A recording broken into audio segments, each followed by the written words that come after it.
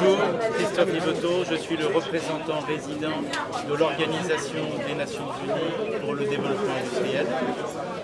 Nous sommes très heureux d'être ici aujourd'hui avec les autorités territoriales et tout d'abord son Excellence le député maire de Ziguinchor, mais aussi le préfet, aussi tous les représentants des autres administrations et aussi le directeur de l'hôpital régional de Ziguinchor. Nous sommes très heureux pour aujourd'hui inaugurer l'unité de traitement écologiquement rationnel des déchets biomédicaux. Qu'est-ce que ça veut dire? Ça veut dire qu'aujourd'hui, l'hôpital et la région vont être équipés d'une sorte de four à micro-ondes qui va permettre de stériliser tous les déchets qui sont créés par les activités de l'hôpital, notamment des déchets qui ont des infections, comme par exemple la Covid-19, mais aussi les autres déchets qui sont infectés, qui vont pouvoir être traités, ensuite broyés, et ils deviennent à l'état de poudre, et qui peut ensuite être traité comme les autres déchets. C'est vraiment un projet très important. L'hôpital de Ziguinchor est le premier au Sénégal à bénéficier de cette technologie, de ce savoir-faire, et ça va augmenter la performance de l'hôpital de 40%, éviter aussi ce qu'on appelle les maladies nosocomiales. Ce sont des maladies qu'on attrape quand on va à l'hôpital. On va pour se faire soigner, puis on repart avec d'autres maladies. Et ça, le tri, la destruction de ces déchets va permettre d'avoir une meilleure performance, mais aussi c'est quelque part l'entrée, je dirais, de la région de Ziguinchor aussi vers ce qu'on appelle une économie circulaire. C'est aussi à travers ce projet qu'on appelle le Prodémud, qui permet la gestion rationnelle des déchets municipaux et dangereux, de pouvoir réutiliser les déchets, le plastique, le métal, les déchets électroniques, les déchets aussi biologiques, pour pouvoir les réutiliser et faire des filières, de véritables filières industrielles. On prévoit qu'ici, en Casamance, mais aussi évidemment à Ziguinchor, il y a un potentiel énorme de création d'emplois, de création de richesses, pour aujourd'hui ce qui sont des déchets qu'on jette tout simplement, dont on se débarrasse, alors qu'ils peuvent créer vraiment des filières industrielles avec beaucoup d'emplois.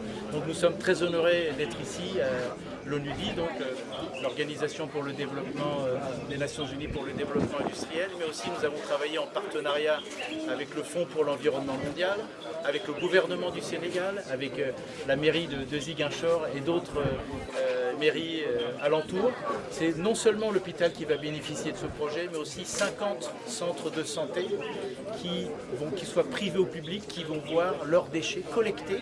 Des poubelles sont mises à disposition, il y a plus de 300 poubelles de couleurs différentes pour collecter les déchets.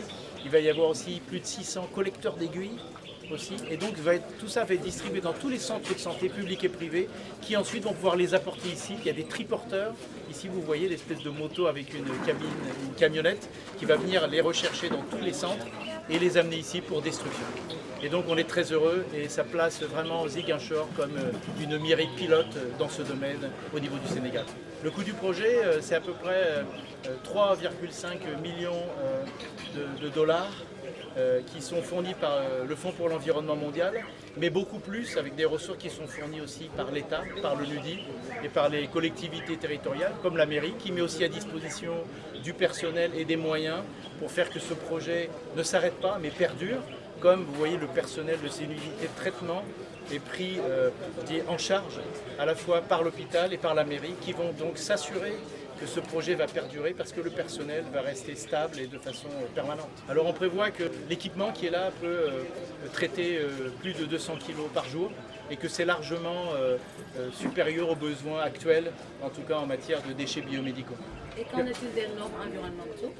Et tout cela est fait que les normes les plus exigeantes en matière environnementale, je rappelle qu'une partie des fonds viennent par le Fonds pour l'environnement mondial et que tous les financements qu'il octroie, et même aussi l'ONUDI, doivent être faits en respectant toutes les normes internationales. D'ailleurs, il s'agit ici d'un programme pour lutter contre les produits organiques polluants, qui sont l'objet d'une convention internationale qui s'appelle la Convention de Stockholm, qui a pour but justement l'élimination de ces déchets. Donc c'est vraiment fait avec les meilleures normes.